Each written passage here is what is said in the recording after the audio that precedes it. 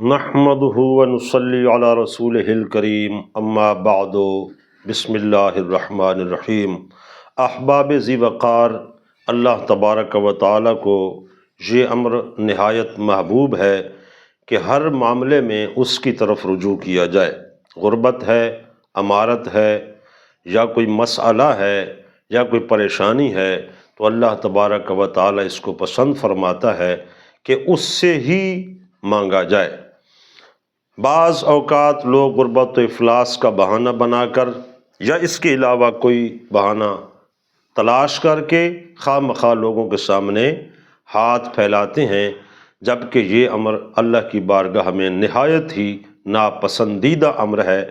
اس کے متعلق ایک حدیث پاک ہے، عن ثوبان قال قال رسول اللہ صلی اللہ علیہ وسلم من یکفل لی اللہ یسأل الناس شیئا فأتکفل له بالجنہ۔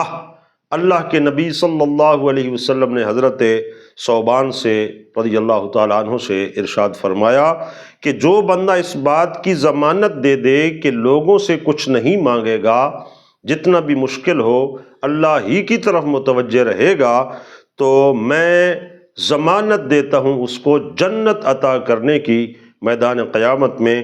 سبحان اللہ! یہ اللہ کے نبی صلی اللہ تعالیٰ علیہ وسلم کے اختیار کو بھی حدیث پاک ثابت کر رہی ہے، کیونکہ گارنٹی اور سرٹیفکیٹ کسی چیز کا وہی بندہ اختیار دے سکتا ہے جس کے اختیار میں ہو۔ تو اللہ تعالیٰ نے جنت جیسا خزانہ بھی اپنے محبوب پاک صلی اللہ تعالیٰ علیہ وسلم کے اختیار میں کر دیا ہے، جسے چاہیں عطا فرما دیں۔ تو حضور فرماتے ہیں کہ جو اس بات کی گارنٹی دے گا میں اس کو جنت کی بشارت دیتا ہوں۔ اللہ تعالیٰ عمل صالح کی توفیق کامل عطا فرمائے۔